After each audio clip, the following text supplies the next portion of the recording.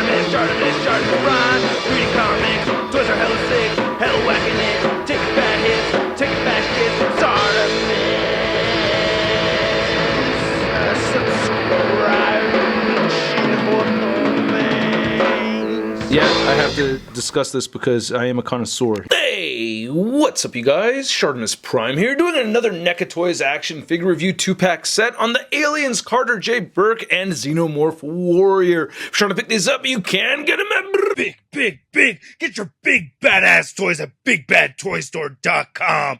Click the link in the description below. And big thanks to NECA Toys for sending these figures my way to review for you guys. If you want to see the latest from NECA Toys, check the link in the description below. And it's kind of funny that they just recently sent this to me because I just finished season 2 of Stranger Things and I was thinking to myself that Paul Reiser's character really reminded me of the Carter J. Burke character from Aliens. But anyway, on the side you could see Paul Reiser right over there, and on the very back we got some awesome art right over here, looking very cool. I love how NECA Toys has a lot of fun with their own pieces. There's a read-up over here. If you want to read it, go ahead and pause it now. And then we have the Xenomorph alien on the very side right over there. Not much more on the top, and not that much more on the bottom, except for all the people responsible for creating the figure. So let's get to it and crack this thing open. And here's Burke and the Xenomorph Warrior out of the packaging, and a pretty good looking 2-pack. I really do like that Xenomorph Warrior mold. I don't get sick of it at all. It looks awesome, and I like the new addition of having Burke right over here. But anyway, let's get a closer look at the Xenomorph Warrior, and then we'll get a closer look at Carter J. Burke. Oh, but first we get this backdrop piece I want to show over here, Hadley's Hope, which is the colony on the aliens or the Xenomorph's planet,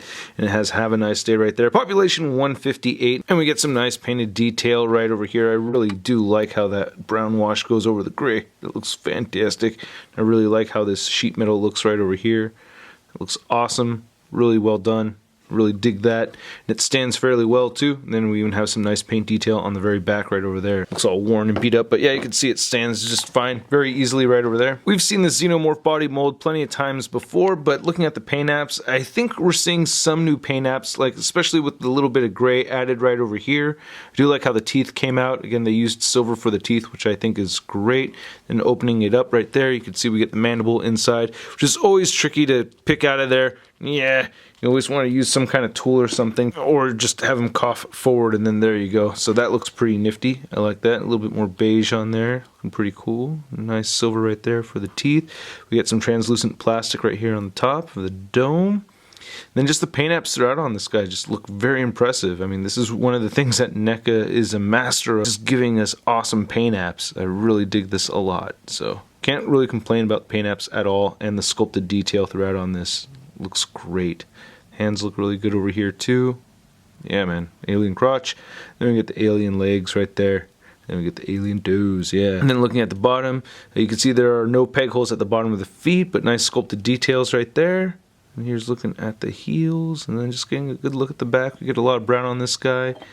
Not looking too bad at all. Alien butt. Then there's the alien back. This piece does not come off, and we do get the bendy wire tail. I'm not going to go over the articulation. I've reviewed this figure many times before, but yeah, we do get the bendy wire tail right over here in the very back. It stops right about right there. Would you?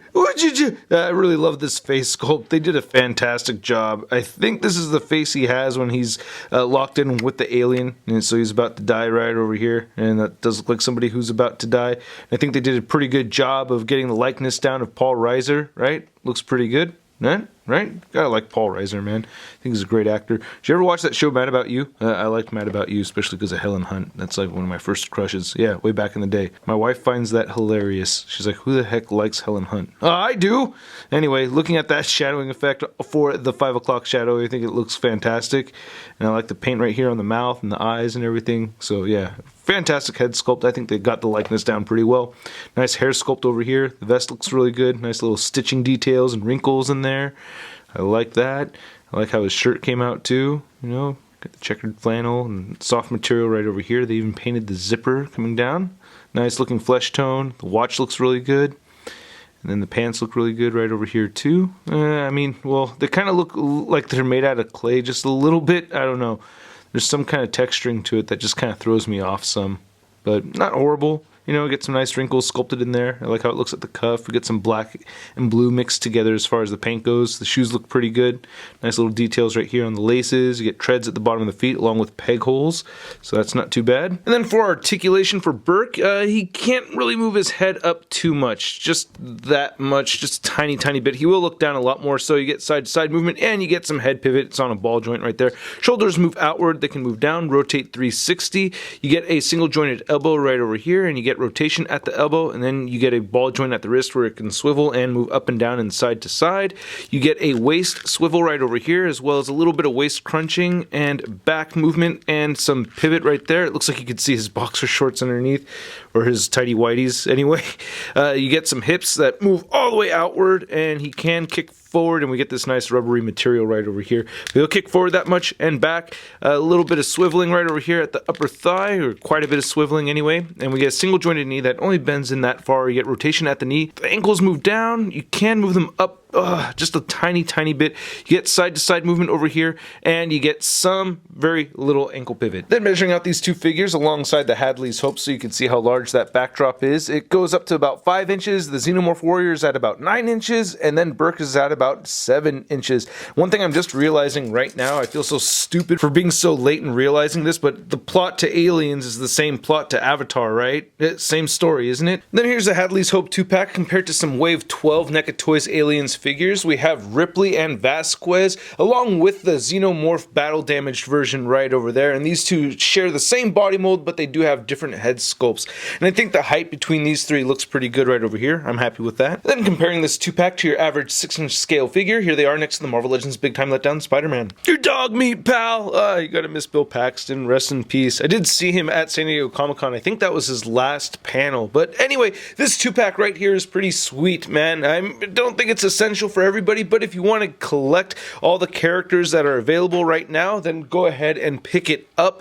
You can't go wrong with that Xenomorph Warrior. I still like that figure a lot, and I think the Paul Reiser Burke figure right here looks really good too. You know, he's really the main villain of the movie, right? But anyway, I hope you guys enjoyed this video. If you did, please hit the like button, leave a comment down below, let me know what you think of these figures, let me know what you think of this review. If you want to see more ShartimusPrime videos, I should have another video coming up later today. Please hit that subscribe button, as well as hitting the notification bell so you know immediately when the next ShartimusPrime video is posted. I gotta thank all these people over here for supporting this YouTube channel. Your help goes a long way. And if you want to see a photo gallery of images, it should be over at toynewseye.com and ShartimusPrime.net. And don't forget to follow me on the Facebook, Twitter, and Instagram. Links to everything in the description below. I'll catch you guys later.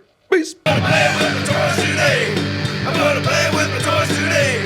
I'm gonna play with my toys today. I'm gonna play with my toys today. Well, I don't care what the strangers say. I'm gonna play with my toys today. That's crispy. Hey, new ShartimusPrime videos. Hey, you should click one. Yeah, click on one of them. Or subscribe if you haven't. We're shot.